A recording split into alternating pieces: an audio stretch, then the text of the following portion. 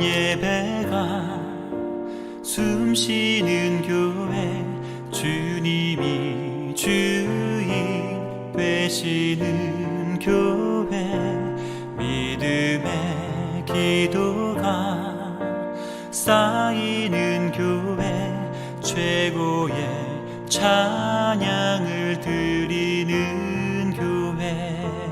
말씀이 살아 움직이는 교회, 성도의 사랑이 넘치는 교회, 섬김과 헌신이 기쁨이 되어 열매 맺는 아름다운 교회. 주님의 마음 닮아서 이웃을 사랑하는 교회, 주님의 영광을 위해서 빛 되신 주님 전하는 교회.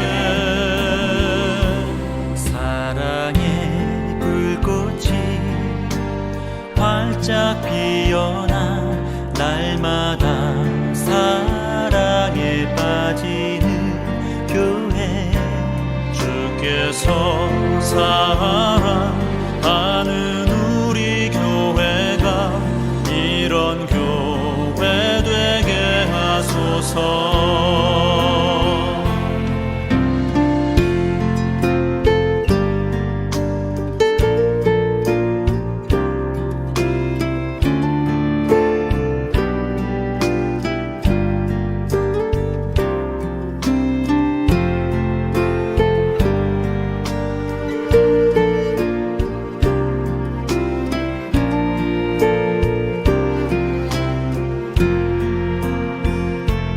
말씀이 살아 움직이는 교회, 성도의 사랑이 넘치는 교회, 섬김과 헌신이 기쁨이 되어 열매 맺는 아름다운 교회.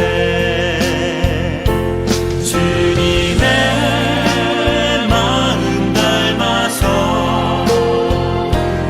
이웃을 사랑하는 교회,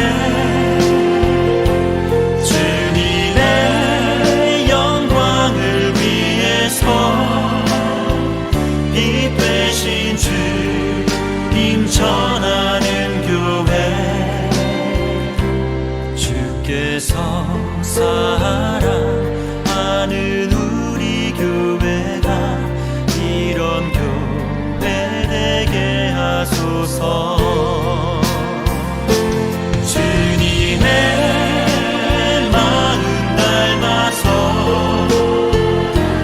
이웃을 사랑하는 교회,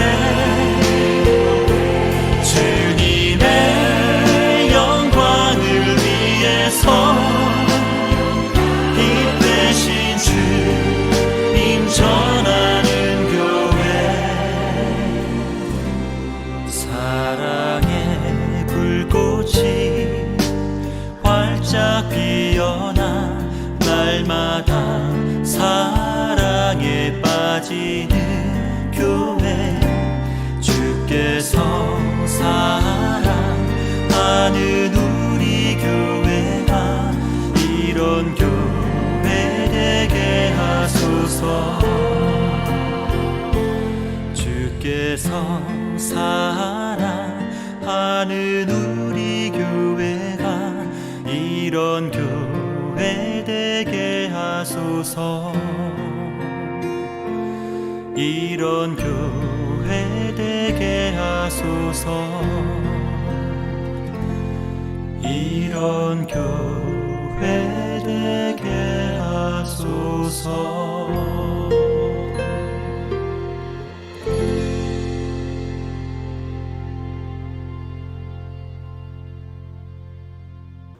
오늘 우리에게 주시는 하나님의 말씀은 사도행전 11장 1절에서 18절의 말씀입니다. 유대에 있는 사도들과 형제들이 이방인들도 하나님의 말씀을 받았다 함을 들었더니 베드로가 예루살렘에 올라갔을 때 할례자들이 비난하여 이르되 내가 무할례자의 집에 들어가 함께 먹었다 하니 베드로가 그들에게 이 일을 차례로 설명하여 이르되 내가 욥바시에서 기도할 때 황홀한 중에 환상을 보니 큰 보자기 같은 그릇이 내 귀에 매어 하늘로부터 내려 내 앞에까지 드리워지거늘 이것을 주목하여 보니 땅에 네발가진 것과 들짐승과 기는 것과 공중에 나는 것들이 보이더라. 또 들으니 소리 있어 내게 이르되 베드로야 일어나 잡아먹으라 하거늘 내가 이르되 주님 그럴 수 없나이다. 속되거나 깨끗하지 아니한 것은 결코 내 입에 들어간 일이 없나이다 하니 또 하늘로부터 두 번째 소리 있어 내게 이르되 하나님이 깨끗하게 하신 것을 내가 속되다고 하지 말라 하더라. 이런 일이 3번 있은 후에 모든 것이 다시 하늘로 끌려 올라가더라. 마침 3사람이 내가 유숙한 집 앞에 서 있으니 가이사라에서 내게로 보낸 사람이라. 성령이 내게 명하사 아무 의심 말고 함께 가라 하시매 이 6 형제도 나와 함께 가서 그 사람의 집에 들어가니 그가 우리에게 말하기를 천사가 내 집에 서서 말하되 내가 사람을 욥바에 보내어 베드로라 하는 시몬을 청하라. 그가 너와 내 온 집이 구원받을 말씀을 내게 이르리라 함을 보았다 하거늘 내가 말을 시작할 때 성령이 그들에게 임하시기를 처음 우리에게 하신 것과 같이 하는지라. 내가 주의 말씀에 요한은 물로 세례를 베풀었으나 너희는 성령으로 세례를 받으리라 하신 것이 생각났노라. 그런즉 하나님이 우리가 주 예수 그리스도를 믿을 때 주신 것과 같은 선물을 그들에게도 주셨으니 내가 누구이기에 하나님을 능히 맡겠느냐 하더라. 그들이 이 말을 듣고 잠잠하여 하나님께 영광을 돌려 이르되 그러면 하나님께서 이방인에게도 생명 얻는 회개를 주셨도다 하니라. 아멘. 초대교회의 기독교인들은 유대인들 뿐이었습니다. 예수님이 유대인이었고 유대인들이 기다리던 메시아로 오셨으니 교회가 유대인들로만 구성된 것은 당연한 것이었습니다. 그들은 예수님을 영접했어도 DNA는 유대인이었습니다. 성전 제의에 참여하는 것이 당연했고 율법을 준수하는 것을 의심하는 사람은 없었습니다. 오래전부터 전수되고 지켜왔던 율법을 굳이 깰 필요를 못 느꼈습니다. 몸에 딱 맞는 옷처럼 그들은 유대교 안에서 예수를 믿으며 율법을 지켰습니다. 빌립에 의해 사마리아인들이 전도되었어도 그들의 생각은 달라지지 않았습니다. 예수의 이름을 전함과 함께 같은 이스라엘 민족으로 회복돼야 한다고 여겼습니다. 그런데 고넬료 같은 이방인은 좀 달랐습니다. 그들은 베드로가 고넬료에게 복음을 전한 것을 문제 삼지 않습니다. 문제는 다른 곳에서 터졌습니다. 베드로가 할례도 받지 않은 이방인들과 식사를 한 것을 비난합니다. 예수의 복음을 전한 것은 문제 삼지 않으면서 왜 밥을 같이 먹었다고 비난을 했을까요? 유대인들이 오랫동안 지켜왔던 정결법을 어겼기 때문입니다. 어쨌거나 저쨌거나 수백 년을 지켜왔는데 그것이 깨졌다고 하니 마음에 불편함이 가득 밀려왔습니다. 그들은 복음을 모르지 않았습니다. 다만 유대인으로서 신앙을 지켜왔던 관성이 남아서 지켜왔던 관습 위에 예수의 이름을 더해서 믿음 생활을 해왔던 것입니다. 예수님께서는 세술은 세 부대에 담아야 한다고 말씀하셨습니다.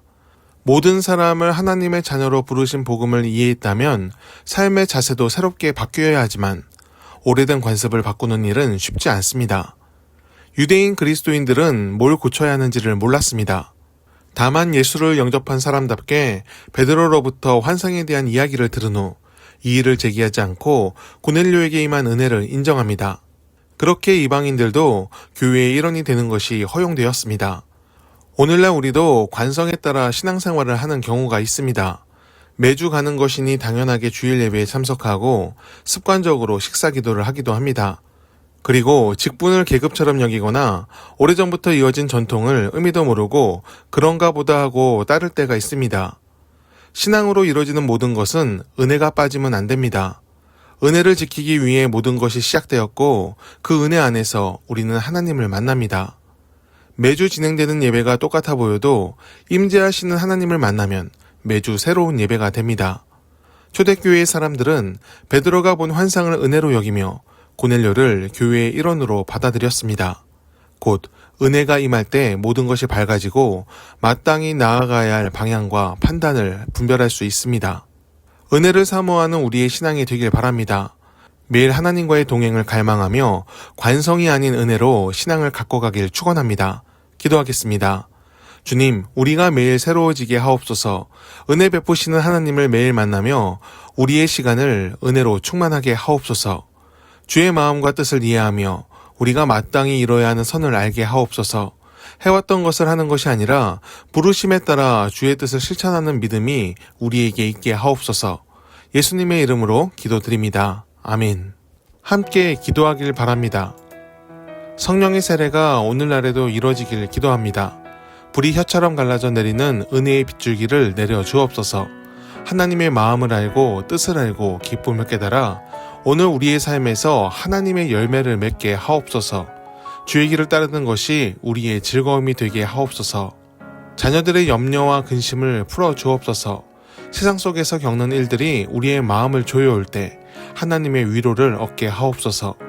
모세와 다윗 같은 하나님의 사람들이 얻었던 평안이 우리의 것이 되게 하옵소서.